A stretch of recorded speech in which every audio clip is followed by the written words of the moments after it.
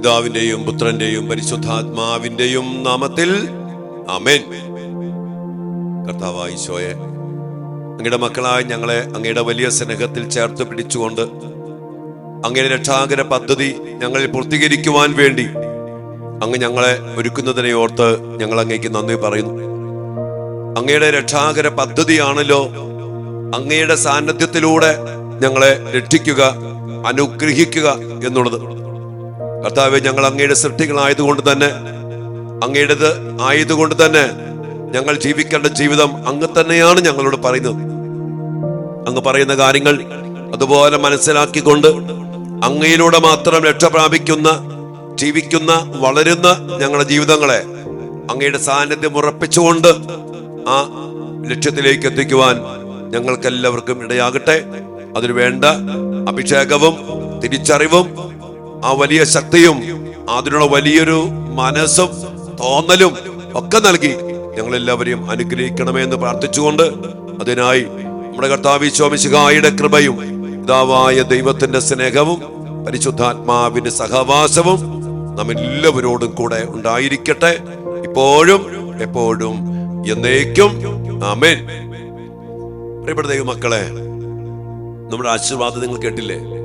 നമ്മുടെ കർത്താവ് ഈശോ മിശിഹായുടെ കൃപയും പിതാവായ ദൈവത്തിന്റെ സ്നേഹവും പരിശുദ്ധാത്മാവിന്റെ സഹവാസവും നിങ്ങളോട് കൂടെ ഉണ്ടായിരിക്കട്ടെ. അതായത് നമ്മൾ അനുഗ്രഹിക്കപ്പെടാൻ, നമ്മൾ രക്ഷപ്രാപിക്കാൻ ത്രിയേക ദൈവത്തിന്റെ സഹവാസം, എന്താണ് സഹവാസം? കൂടെ വസിക്കുന്ന സാന്നിധ്യം ഉണ്ടായിരിക്കണം. അതാണ് ഏറ്റവും വലിയ അനുഗ്രഹം. എല്ലാ ആശീർവാദത്തിന്റെയും ഒരു ആശംസ എന്താ? കർത്താവിന്റെ സാന്നിധ്യം മക്കളെ നിങ്ങളുടെ കൂടെ ഉണ്ടാകണം. കാരണം എന്താണ്? നമ്മുടെ ജീവിതത്തിന്റെ വിജയത്തിന്റെ ഒക്കെ അടിസ്ഥാനം ഈ കർത്താവിന്റെ സഹവാസമാണ്. നമ്മൾ ഇന്ന് അല്പസമയം ഉൽപ്പത്തി പുസ്തകത്തിലേക്ക് കടന്നു വരികയാണ്. മനുഷ്യന്റെ സൃഷ്ടികർമ്മം. അവിടെ നമുക്കറിയാം, ദൈവം തന്റെ കരവേല ചെയ്തു മനുഷ്യന്. ബാക്കിയെല്ലാം ഉണ്ടാകട്ടെ എന്ന് പറഞ്ഞപ്പോ ദൈവം തന്റെ കരം കൊണ്ട് തന്റെ സാന്നിധ്യം അതുപോലെ നൽകി മനുഷ്യനെ മെനഞ്ഞെടുത്തു. അത്രമാത്രം ദൈവം അവനെ സ്നേഹിച്ചു. പിന്നീട് അങ്ങോട്ട് ഓരോ കാര്യങ്ങളും ദൈവം മനുഷ്യനോട് പറഞ്ഞു കൊടുക്കുക. ദൈവം ഇറങ്ങി വരുന്നു, എല്ലാ കാര്യങ്ങളും പറഞ്ഞു കൊടുക്കുന്നു, മനുഷ്യനെ കൊണ്ട് ഓരോ കാര്യങ്ങൾ ചെയ്യിപ്പിക്കുന്നു. മനുഷ്യനെ ഓരോ കാര്യങ്ങളും കൃത്യം ഒരു സംശയത്തിനും ഇടയില്ലാതെ അവന് പറഞ്ഞു കൊടുക്കുക. അതിനുശേഷം ദൈവം പറയുന്നുണ്ട്, മക്കളെ നിങ്ങൾ ഇന്ന കാര്യങ്ങൾ ചെയ്യണം, ചിലത് ചെയ്യരുത്. കാരണം നമ്മൾ മർത്യരാ, നമ്മൾ ആരും പരിപൂർണരല്ല. നമുക്ക് ഒരു ബലഹീനമാക്കപ്പെട്ട അവസ്ഥയുണ്ട്, മരണത്തിനുള്ള സാധ്യതയുണ്ട്. അതുകൊണ്ട് നമ്മൾ ആരും മരിക്കാതെ ജീവിക്കണം. അതിനുവേണ്ടി ദൈവം പറഞ്ഞു, മക്കളെ ഈ വൃക്ഷത്തിന്റെ ഫലം തിന്നരുത് കേട്ടോ. ബാക്കി തോട്ടത്തിലെ എല്ലാ വൃക്ഷത്തിന്റെ ഫലം തിന്നോ, പക്ഷെ ഇത് നിങ്ങൾ തിന്നാൻ മരിക്കും. ഇത് നിങ്ങളെ മരണത്തിലേക്ക് നയിക്കുന്ന ഒരു ഫലമാണ്, അത് തിന്നരുത് കേട്ടോ. മരിച്ചോ നിങ്ങൾ? കൂടെ നടന്ന് കണ്ടോ, കൂടെ ഉലാത്തുന്നു ആ തോട്ടത്തില്. പ്രിയപ്പെട്ടവരെ, അതുപോലെ മനുഷ്യനെ സൃഷ്ടിച്ച് അവന്റെ കൂടെ നടന്ന് അവന് കുഞ്ഞു കാര്യങ്ങൾ പോലും കൃത്യം പറഞ്ഞു കൊടുത്ത്, എല്ലാ സാഹചര്യങ്ങള്, അനുവദനീയമായ കാര്യങ്ങള്, അനുവദനീയമല്ലാത്ത കാര്യങ്ങള്, ഇതെല്ലാം പറഞ്ഞു കൊടുത്ത് കൃത്യം ഈ മനുഷ്യനെ ദൈവം ചേർത്ത് പിടിച്ചു, സാന്നിധ്യം നൽകി അനുഗ്രഹിച്ചു. അതോടനെ ഈ മനുഷ്യനെന്ത് ഭാഗ്യപ്പെട്ടവനാ. ദൈവിക ജീവന്റെ സമൃദ്ധിയുണ്ട്, ദൈവ സാന്നിധ്യത്തിന്റെ ശക്തിയുണ്ട്, എല്ലാം ഒരു സംശയമില്ലാത്ത രീതിയിൽ ദൈവം പറഞ്ഞിട്ടുണ്ട്. അവിടെയാണ് പിശാച് വരുന്ന കൺഫ്യൂഷൻ, സംശയം. എന്റെ പ്രിയപ്പെട്ടവരെ, നമ്മൾ ഒരിക്കലും ദൈവത്തിൽ സംശയം ഉണ്ടാകാൻ പാടില്ല. ഇന്ന് നമുക്ക് ഒത്തിരിയേറെ മക്കൾക്ക് സംശയമാണ്. അതുണ്ടാവുക, ഇങ്ങനെ നടക്കോ, ഇങ്ങനെ ചെയ്താൽ എന്തൊക്കെയാവും. പ്രിയപ്പെട്ടവരെ, ദൈവം ഓരോ കാര്യങ്ങൾ കൃത്യം പറഞ്ഞു തന്നിട്ടുണ്ട്. അത് കണ്ണു പൊട്ടി അനുസരിച്ചാ മതി. അത് അന്നാണേലും ഇന്നാണേലും അത് മതി. ഓരോ കാര്യങ്ങളെ കുറിച്ചും ദൈവം കൃത്യം പറഞ്ഞിട്ടുണ്ട്. ശരീരത്തെക്കുറിച്ച്, കുടുംബജീവിതത്തെക്കുറിച്ച്, പൗരോഹിത്യത്തെക്കുറിച്ച്, ജോലിയെക്കുറിച്ച്, സമ്പാദ്യത്തെക്കുറിച്ച്, എല്ലാത്തിനെ കുറിച്ചും എല്ലാം കർത്താവ് പറഞ്ഞത്. അതങ്ങനെ കണ്ണും പൂട്ടി വിശ്വസിക്കുക. പിശാച് പറയും സംശയം, അങ്ങനെ സംഭവിക്കോ ഇങ്ങനെ സംഭവിക്കോ, ഞാൻ തോറ്റു പോകുമോ, ജയിക്കുമോ ഇല്ലയോ, പരാജയപ്പെടുമോ, അല്ലെങ്കിൽ ഇങ്ങനെ പോയാൽ നമ്മുടെ കണക്കൂട്ടലുകൾ ഇതിവിടെ വന്നു. അതിന് കാരണാരാ? പിശാച് സംശയം ജനിപ്പിക്കണം. മനുഷ്യൻ ഒരിക്കലും ദൈവത്തെ മറക്കാൻ പാടില്ലായിരുന്നു. നമുക്കറിയാം മനുഷ്യൻ ചെയ്ത കാര്യം. പിശാചിനെ കേട്ടു, ദൈവത്തോട് ഒന്ന് ചോദിക്കാമായിരുന്നു. എന്താണ്? പിശാചിങ്ങനെ പറയണ്ടല്ലോ, കർത്താവേ ഞങ്ങൾ എന്താ ചെയ്യണ്ടേ? ആ ദൈവത്തോട് ആലോചന ചോദിക്കാതെ ഒരു തോന്നലുണ്ടായി, ഒരു പ്രലോഭനുണ്ടായി, ഒരു സംശയം ഉണ്ടായി. ആ ദൈവത്തോട് ചോദിക്കാമായിരുന്നിട്ടും എല്ലാ ദിവസവും സായം സന്ധ്യയില് ദൈവം കൂടെ വരുമായിരുന്നു. ചാടിക്കേറി ആ പഴം പറിച്ച് സംശയത്തിന്റെ പേരിലോ അല്ലെങ്കിൽ കൺഫ്യൂഷന്റെ പേരിലോ ചെയ്യേണ്ട ഒരു കാര്യമില്ല. അല്പം വൈകുന്നു വരച്ച എന്താ കാര്യം? എന്താ പ്രശ്നമുള്ള? പ്രിയപ്പെട്ടവരെ, എന്നാൽ ആ മനുഷ്യനെ പിശാച് ഈ കൺഫ്യൂഷനിലും ഈ സംശയത്തിലും വീഴ്ത്തി. അവനെ കേട്ടു. അവന്റെ കൃപ നഷ്ടപ്പെട്ടു. അവൻ മരിക്കുമെന്ന് ദൈവം പറഞ്ഞില്ലേ? ദൈവം പറഞ്ഞ വാക്ക് മാറുമോ? മരിച്ചു. ജീവൻ നഷ്ടപ്പെട്ടു. ഉൽപ്പത്തി 6:3 കർത്താവ് പറയാ, എന്റെ ചൈതന്യം അവനിൽ ഇനി വസിക്കത്തില്ല. അങ്ങനെ നഗ്നനായി പോയ അവസ്ഥയിൽ പ്രശ്നമായി മാറി. ജഡികാസക്തി വന്നു. ഒത്തിരിയേറെ ഒച്ചപ്പാടായി, ബഹളമായി, കുറ്റപ്പെടുത്തലായി. അവൻ തന്നെ നോർത്തേക്ക് ദൈവ സാന്നിധ്യത്തിൽ നിന്ന് അവൻ തന്നെ ഓടി ഒളിച്ചു. ഇന്നും അതാ സംഭവിക്കുന്നത്. ദൈവത്തിൽ നിന്ന് ഓടി അകലുക. ദൈവം വിളിക്കുക, മക്കളെ വാ, ദൈവത്തെ വേണ്ട, പള്ളി വേണ്ട, പ്രാർത്ഥന വേണ്ട, കൂദാശ വേണ്ട. ഈ ദൈവം എന്ത് ചെയ്തിട്ടാ? ഈ ദൈവത്തിൽ നിന്ന് ഓടിപ്പോണ മനുഷ്യൻ അങ്ങനെ ഓടി ഒളിച്ചു. ദൈവം നിന്ന് വിളിക്കാം, അത് നീ എവിടെ? എന്നെ വിട്ട് എവിടെ പോയിട്ടെന്ത് കാര്യം? രക്ഷപ്പെടാൻ ഒരു വഴിയില്ല, നീ എവിടെ? വളരെ നഗ്നനാണ്. കാര്യങ്ങളൊക്കെ നമുക്കറിയാം. അതിനുശേഷം ദൈവം തന്നെ അവിടെയും ഇറങ്ങി വരികയാണ്. അവര് ഇല കൊണ്ട് ഉടയാടയൊക്കെ ഉണ്ടാക്കി, പക്ഷെ ഉണങ്ങിപ്പോയി. വീണ്ടും പ്രശ്നങ്ങളായി. ആ സമയത്താണ് കർത്താവ് വീണ്ടും ഇടപെടുക. തന്റെ പ്രിയപ്പെട്ട മക്കളുടെ നഗ്നത മറയ്ക്കാൻ ആ ദൈവമായ കർത്താവ് ഒരു ആടിനെ കൊന്ന്, ഒരു മൃഗത്തെ കൊന്ന് അതിന്റെ തോലെടുത്ത് ഉടയാടയുണ്ടാക്കി അവന് ചുറ്റും കെട്ടുകയാണ്. ഇവിടെ നാം കാണുന്നത്, രക്ഷാകര ചരിത്രത്തില്, മാനവ ചരിത്രത്തിൽ നാം കാണുന്നത് ദൈവമാണ് ഈ ചരിത്രത്തെ നയിക്കുന്നത്. അവൻ വീണപ്പോഴും ദൈവം തന്നെ ഏറ്റെടുത്തു, ദൈവം തന്നെ ഇടപെട്ടു. പിന്നീട് അങ്ങോട്ട് ഓരോ കാര്യത്തിലും, ഓരോ സംഭവത്തിലും, ഓരോ മനുഷ്യജീവിതത്തിന്റെ ഓരോ നയിക്കലിലും നിയന്ത്രണം ദൈവത്തിന്റെ ആയിരുന്നു. പക്ഷെ ആ മനുഷ്യൻ അതിനുവേണ്ടി എന്ത് ചെയ്തു? അവൻ അനുസരിക്കാതെ പോയി. സ്വാതന്ത്ര്യം ഉണ്ടവന്, അത് ഉപയോഗിക്കാതെ പോയി. അങ്ങനെ നശിച്ച് തകർന്ന് അടിഞ്ഞ് ഒടുങ്ങുമ്പോഴും അവനെ കൈവിടാതെ സാന്നിധ്യം നൽകി ഉറപ്പിക്കുന്ന ദൈവത്തെ എവിടെയും നമുക്ക് കാണാൻ പറ്റും. അതുകൊണ്ട് പ്രിയപ്പെട്ടവരെ, ദൈവത്തിന്റെ വലിയ പദ്ധതി ദൈവ സാന്നിധ്യത്തില് നമ്മെ വളർത്താനും അനുഗ്രഹിക്കാനും രക്ഷപ്രാപിപ്പിക്കാനും വേണ്ടിയാണ്. അത് മറന്നുപോയ മനുഷ്യനെ അധപതിച്ചു പോയേ, എന്നാൽ കൈവിട്ടില്ല ദൈവം. ആ ദൈവത്തിന്റെ കരുണ, ആ ദൈവത്തിന്റെ സ്നേഹം. പ്രിയപ്പെട്ട മക്കളെ, നമുക്കൊന്ന് പരിശോധിക്കാം. ദൈവത്തിന്റെ കൽപ്പനകൾ നമ്മൾ എങ്ങനെ പാലിച്ചു? ദൈവത്തെ എങ്ങനെ ഗൗരവത്തോടെ എടുത്തു? പിശാച് കൊണ്ടുവന്ന സംശയങ്ങളും അവൻ കൊണ്ടുവന്ന ചില അലങ്കോലപ്പെടുത്തിയ ചില തെറ്റിദ്ധാരണകളും ചില എന്താ പറയാ ഒത്തിരിയേറെ കൺഫ്യൂഷൻസ്, അതൊക്കെ അടിമപ്പെട്ടു പോയ മേഖലകളുണ്ട്. പക്ഷെ ഒരു കാര്യം സത്യം എന്താണ്? ദൈവമാണ് എല്ലാത്തിനെയും നിയന്ത്രിക്കുന്നത്. ആ ദൈവത്തോട് ചേർന്ന് ജീവിച്ചാൽ നമ്മൾ ആരും നശിക്കത്തില്ല, കുടുംബം തകരത്തില്ല. ഇന്ന് നമ്മുടെയൊക്കെ ജീവിതത്തിന്റെ നാശത്തിനും തകർച്ചയ്ക്കുമുള്ള കാരണം എന്താ മക്കളെ? ഈ ആദിമ മനുഷ്യന് പറ്റിയ അതേ കാരണം തന്നെയാണ്. പരിശോധിക്കുക, കണ്ടെത്തുക, തിരുത്തേണ്ട കാര്യങ്ങൾ തിരുത്തുക. എന്നിട്ട് കർത്താവിന്റെ സാന്നിധ്യം അവിടെയുമുണ്ട്, പാപത്തിലുമുണ്ട്, തകർച്ചയിലുമുണ്ട്, വീഴ്ചയിലുമുണ്ട്. നീ ഓടി ഒളിക്കുമ്പോഴും ദൈവ സാന്നിധ്യം കൈവിടുന്നില്ല. ഓടി ഒളിച്ച ആദ്യ മനുഷ്യന് ഇറങ്ങി വന്ന് വിളിച്ചു, മക്കളെ നിങ്ങൾ എവിടെയാ? ഏതവസ്ഥയിലും നമ്മെ വിളിക്കുന്ന ദൈവമുണ്ട്, സാന്നിധ്യം തരാൻ, ഇടപെടാൻ. ആ കർത്താവിനെ വിളിച്ച് പ്രാർത്ഥിക്കാനും ഇടപെടുത്തിക്കാനും നമുക്കിടയാകട്ടെ.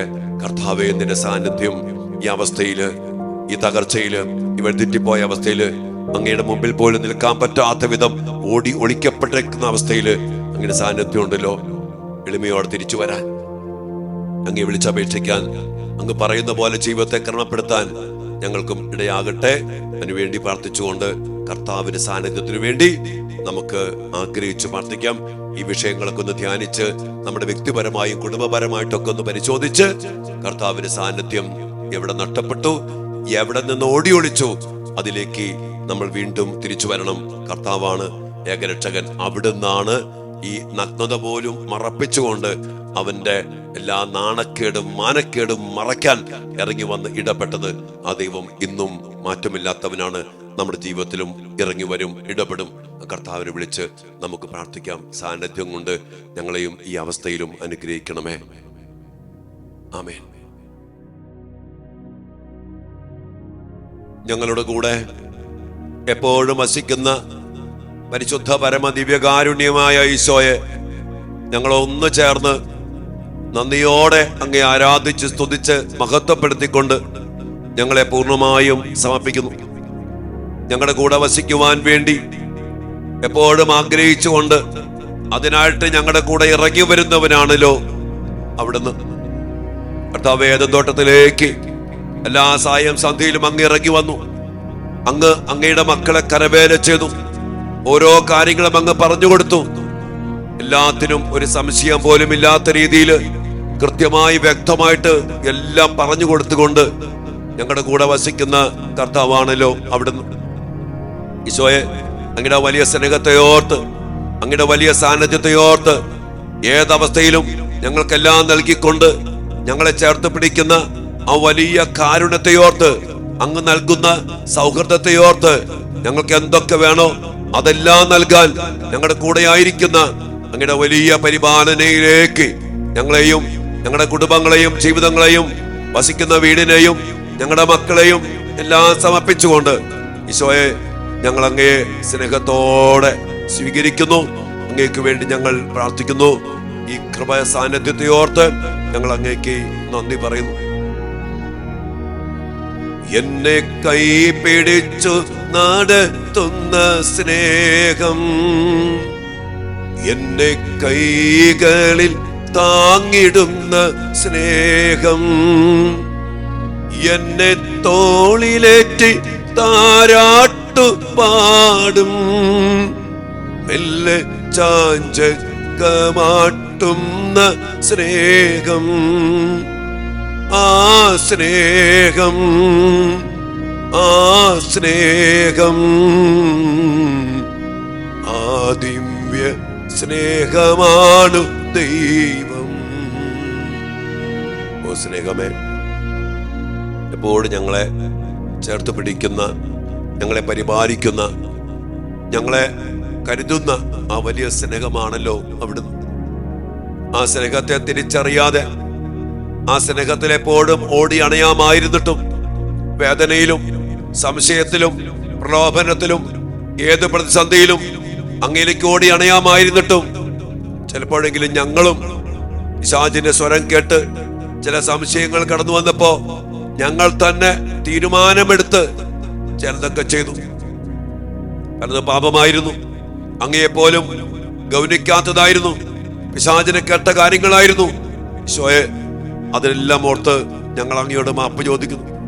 അങ്ങനെ പാപത്തിൽ വീണപ്പോഴും ആ മക്കളെ കൈവിട്ട് കളയാതെ അങ്ങ് തന്നെ ഇറങ്ങി വന്ന് ഇടപെട്ടുകൊണ്ട് അതിന് അനന്തരഫലമായിട്ട് ജീവൻ നഷ്ടപ്പെട്ടു പോയി, ജഡികാസക്തിക്ക് അടിമപ്പെട്ട് നഗ്നത പ്രശ്നമായി പോയ മക്കളെ നഗ്നത മറയ്ക്കാൻ വേണ്ടി അങ്ങ് തന്നെയാണല്ലോ കുഞ്ഞാടിനെ കൊന്ന് രക്തസാന്നിധ്യമുള്ള തോലുകൊണ്ട് ഉടയാടയുണ്ടാക്കി നഗ്നത മറച്ച് അങ്ങയുടെ മക്കളെ പൊതിഞ്ഞു പിടിച്ചു. ഈശോയെ, ആ വലിയ കരുണയിലേക്ക് ഞങ്ങളും ഞങ്ങളുടെ ജീവിതങ്ങളെയും ഞങ്ങളുടെ കുടുംബങ്ങളെ സമർപ്പിച്ച് പ്രാർത്ഥിക്കുന്നു. അങ്ങ് ഇറങ്ങി വന്ന് ഇടപെട്ട് കർത്താവ്, ഞങ്ങൾക്ക് ആവശ്യമായത് അങ്ങേക്കറിയാം. ഞങ്ങളുടെ നഗ്നത, ഞങ്ങളുടെ നാശങ്ങള്, തകർച്ചകള്, അടിമത്തങ്ങള്, ചില രോഗപീഠകള്, പൈശാചിക ആധിപത്യങ്ങള്, ഇതിലേക്കെല്ലാം ഈശോയെ അങ്ങ് തന്നെ കടന്നു വരണം, അങ്ങിടപെടണം. അപ്പോഴും അങ്ങ് ഒന്നേ പറയുന്നുള്ളൂ, ഞാൻ നിന്റെ കൂടെയുണ്ട്. ഈ വേദനയില്, ഈ തകർച്ചയില്, ഈ രോഗത്തില്, ഈ വീഴ്ചയില്, ഈ മാനക്കേടില്, ഈ നാണക്കേടില്, ഈ പൈശാചിക അടിമത്തങ്ങളില് അങ്ങ് ഞങ്ങൾ ഒന്നേ പറയുന്നുള്ളൂ, ഞാൻ കൂടെയുണ്ട് മക്കളെ, ഞാൻ കൂടെയുണ്ട്. ആ ദൈവകരുണയിലേക്ക്, ആ സ്നേഹത്തിലേക്ക്, ആ സാന്നിധ്യത്തിലേക്ക് പ്രിയപ്പെട്ട മക്കളെ, നമ്മയും നമ്മുടെ കുടുംബത്തെയും എല്ലാ വസ്തുക്കളോടും കൂടി ചേർത്ത് വെച്ചുകൊണ്ട് ഈശോയെ ആ സാന്നിധ്യത്തില് അങ്ങ് ഞങ്ങളുടെ ജീവിതത്തില് ഇടപെടണം. സമർപ്പിച്ച് പ്രാർത്ഥിക്കും മക്കളെ. ഈശോ പറയുന്നു, ഭയപ്പെടേണ്ട മകനെ മകളെ, ഞാൻ നിന്റെ ദൈവമല്ലേ, കരയരുതേ ഇനിയൻ കൺമണിയേ, ഞാൻ നിന്റെ കൂടെയില്ലേ, കരയരുതേ ഇനിയൻ കൺമണിയേ, ഞാൻ നിന്റെ കൂടെയില്ലേ, ഞാൻ നിന്റെ കൂടെയില്ലേ. കർത്താവിന്റെ കൂടെയുള്ള ഈ സജീവ സാന്നിധ്യത്തിലേക്ക് എൻ്റെ പ്രിയപ്പെട്ട മോനെ മോളെ, എൻ്റെ പ്രിയപ്പെട്ട ദൈവമക്കളെ നമ്മെ പൂർണ്ണമായിട്ട് സമർപ്പിക്കാം. ഏതവസ്ഥയിലും നമ്മുടെ കൂടെ ഇറങ്ങി വരുന്ന ഇടപെടുന്ന കർത്താവാണെന്ന് മനസ്സിലായില്ലേ ഈശോയെ കുറിച്ച്?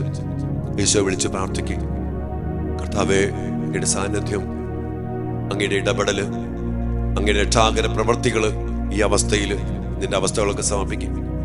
119 സങ്കീർത്തനം 26 വചനം, ഞാൻ എൻ്റെ അവസ്ഥകൾ കർത്താവിനോട് വിവരിച്ചു പറഞ്ഞു, അവിടുന്ന് എനിക്ക് ഉത്തരമരുളി. ഏത് കാര്യത്തിലും ഉത്തരമുള്ള, ഇടപെടുന്ന, പരിഹാരമുള്ള, രക്ഷയുള്ള കർത്താവാണ് നമ്മുടെ കർത്താവ്. എല്ലാം സമർപ്പിച്ച് ശാന്തമായി, കർത്താവ് പറഞ്ഞില്ലേ, ശാന്തമാകുക, ഞാൻ നിന്റെ ദൈവമാണെന്ന് അറിയുക. ഈ അറിവോടെ ശാന്തമാക്കും മോനെ മോളെ. നിന്റെ ദൈവത്തെ നീ വിശ്വസിച്ചുകൊണ്ട് കർത്താവെ ഇടപെടണമേ എന്ന് എളിമയോടുകൂടി പ്രാർത്ഥിക്കും. എല്ലാ കാര്യങ്ങളും സമർപ്പിച്ച് പ്രാർത്ഥിച്ച് ഈശോ ഇതാ കടന്നു വരികയാണ്. ദിവ്യകാരുണ്യ ഈശോയെ, അങ്ങയുടെ സാന്നിധ്യത്തിന്റെ നിറവിൽ നിന്ന് അങ്ങയുടെ മക്കൾ ഒരുമിച്ച് പ്രാർത്ഥിക്കുന്നു. അങ്ങ് ഞങ്ങളുടെ ജീവിതത്തിലേക്ക് കടന്നു വരണം. ഞങ്ങളുടെ ഈ അവസ്ഥയിൽ, ഈ മക്കളുടെ കാര്യത്തിൽ, ഈ പ്രശ്നത്തിൽ, ഈ നിയോഗങ്ങളൊക്കെ സമർപ്പിച്ച് പ്രാർത്ഥിക്കും മക്കളെ. ഈശോയെ, അങ്ങ് കടന്നു വന്ന് ഇടപെടണം.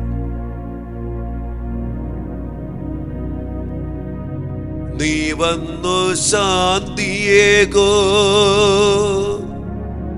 നീ വന്നു സൗഖ്യമേകോ, നീ വന്നു ജീവനേകോ,